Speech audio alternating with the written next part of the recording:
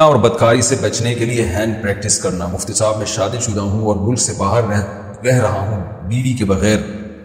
یہاں بہت زیادہ بے پردگی ہے، اللہ کے خوف کی وجہ سے میں زنا کی طرف نہیں جاتا، لیکن کیا میں اپنی زوجہ سے ویڈیو کال یا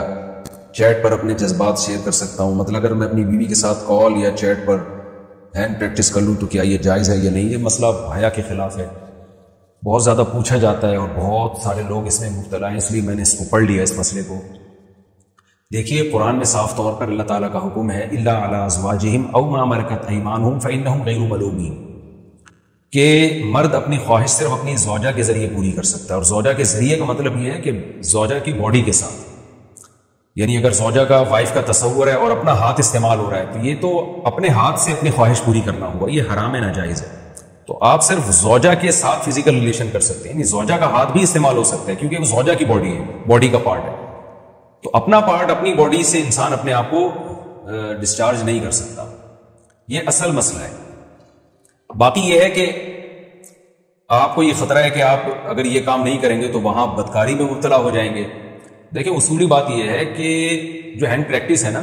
اس سے انسان کے جذبات کی تسکین نہیں ہوتی بلکہ اور زیادہ جذبات بھڑکتے ہیں، وقتی طور پہ تسکین ہوتی ہے، اس لیے نشے کی طرح ہے۔ ایسے نشہ ہوتا ہے نا، یعنی ایک صاحب کہیں کہ میں جب تک چرس نہیں پیتا مجھے سکون نہیں ملتا، تو بھائی آپ کو اس لیے سکون نہیں ملتا کہ آپ چرس پی کے چرس کے عادی ہو چکے ہیں۔ آپ اگر آپ چھوڑ دیتے ہیں تو آپ کچھ وقت کے بعد اپنے جذبات پہ آپ کو قابو آ جاتا۔ اب آپ بتائیے نا، پہلے بھی لوگ 2-2 سال 3-3 سال گھروں سے باہر رہتے تھے اور عفت پاکدامنی کے ساتھ زندگی گزارتے تھے، اپنے جذبات پہ کنٹرول کرتے تھے۔ اور ویسے بھی جو باہر ملک میں دنیا جاتی ہے، لوگ جاتے ہیں، وہ بتاتے ہیں کہ ہمیں اگر ہم 2-3 مہینے اپنے آپ پہ کنٹرول کر لیں تو پھر ہم یوز ٹو ہو جاتے ہیں اس ماحول کے، پھر ہمیں برائی کا خطرہ نہیں رہتا۔ یہ ان لوگوں کے تجربے میں شیئر کر رہا ہوں جو فارن کنٹریز میں گئے اور جاتے ہی ان پہ ایک عجیب شہوت کا ایک جنون سوار ہوا، لیکن کہتے ہیں ہم نے اپنے آپ کو کنٹرول کیا، 2-3 مہینے ہمیں ٹینشن ہوئی، پھر ہم اس ماحول کے عادی ہو گئے، پھر ہمیں وہ جو برہنہ لباس میں گھومتی لڑکیاں اور یہ سب چیزیں دیکھ کر ہمیں پھر ایسا نہیں ہوتا تھا کہ ہم زنا کی طرف جائیں۔ تو اس لیے میرا پہلا مشورہ آپ کو یہی ہے کہ آپ اپنے جذبات پہ کنٹرول کریں، نظر کی حفاظت کریں جس حد تک ممکن ہو، اور جذبات بنتے ہیں خدا نخواستہ تو روکیں اپنے آپ کو، زنا کی طرف نہ جائیں اور نہ ہینڈ پریکٹس کی طرف جائیں۔ لیکن بہرحال